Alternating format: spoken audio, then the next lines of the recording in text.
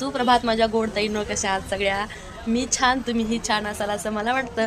कारण रक्षाबंधन झालेलं आहे, सगळ्यांच्या भाऊ बहिणींची भेट झालेली आहे. ओवाळणी छानच्या मिळाली असेल, साडी म्हणा, ड्रेस म्हणा किंवा कॅश म्हणा, भरपूर शॉपिंग करायची इच्छा असेल, भरपूर शॉपिंग बऱ्याच जणांची झाली असेल, माझीही झालेली आहे.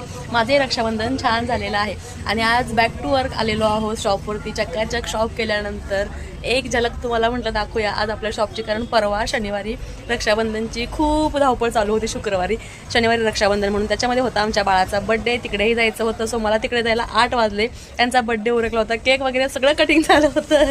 आपण सगळ्यात लेट असं झालं होतं त्यावेळेला.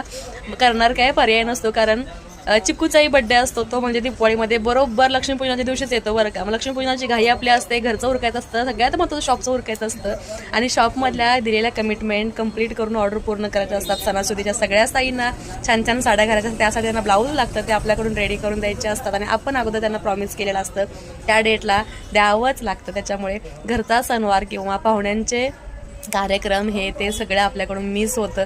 तरीही सगळ्यांना टिकवण्यासाठी, सगळ्यांना जपण्यासाठी वेळात वेळ काढून सगळं झाल्यानंतर का होईना मी तिथे जाऊन तोंड दाखवून येते, हजेरी लावून येते. मी आली होती म्हणून. तसंच कालच्या बड्डेलाही झालं होतं बाळाच्या, पण छान झालं. त्यांचंही बड्डे सेलिब्रेशन त्याचं झालं होतं. असो, पण प्रत्येकाच्या वेळेनुसार प्रत्येकाला त्या गोष्टी कराव्याच लागतात. असो, आपला बिझनेस आहे त्यामुळे आपल्याला ही जागा सोडून, आपलं काम सोडून, प्रायोरिटी सोडून बाकी कुठेही लक्ष देता येत नाही किंवा वेळेच्या अगोदर जाता येत नाही. त्यामुळे मलाही असं वाटतं इथलं काम झालं हे महत्त्वाचं आहे. नंतर पाहुणे रावणे घेतात आपल्याला समजून, पर्याय नसतो. बऱ्याच वेळेला हेही ऐकावं लागतं, हो आता आई पैसे कमवायला लागली आहे, आता आई पैशाच्या मागे लागली आहे. पण पैशाच्या मागे लागण्या अगोदर आपण जो बिझनेस सिलेक्ट केलेला आहे तो आपल्याला कंटिन्यू करणं किंवा तिथे आपल्याला दिलेला शब्द पाळणं खूप गरजेचं असतं. सो मला असं वाटतं की जो माझा बिझनेस आहे ती माझी शान आहे आणि ती मला सांभाळावीच लागेल.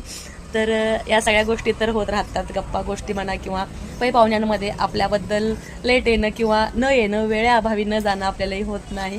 सो आपण सगळ्यांना सांभाळून घेतो गोड बोलून. ते तर आपल्याला छान जमतं गोड बोलणं. जी रक्षाबंधन झाली, रक्षाबंधनलाही माझ्या दोन्ही भावांनी मला सरप्राईज दिलं होतं न सांगता माझ्याकडे येऊन. त्याच्यामुळे माझी थोडीशी धांदल, गडबड, धावपळ झाली होती, पण छान वाटलं. नंतर आम्ही शॉपिंगला गेलो, कारण घरी बसून सगळं उरकून, शॉपमधलं उरकून कंटाळा आला होता.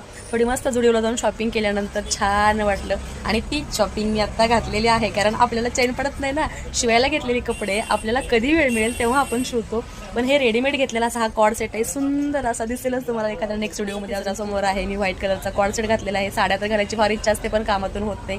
सो आज पुन्हा बॅक टू वर्क आलेले आहे आणि आजपासून पुन्हा गणपतीची कामं चालू झालेली आहेत. त्याच्यामुळे श्री गणेश करताना म्हटलं सगळ्यात अगोदर आपल्या गोड ताईंशी गप्पा मारू, त्यांना आपलं अपडेट देऊ थोडक्यात आणि मग कामाला सुरुवात करू. तुमचाही दिवस छान जावो, आनंदात जावो, हीच बाप्पाचरणी प्रार्थना. आपली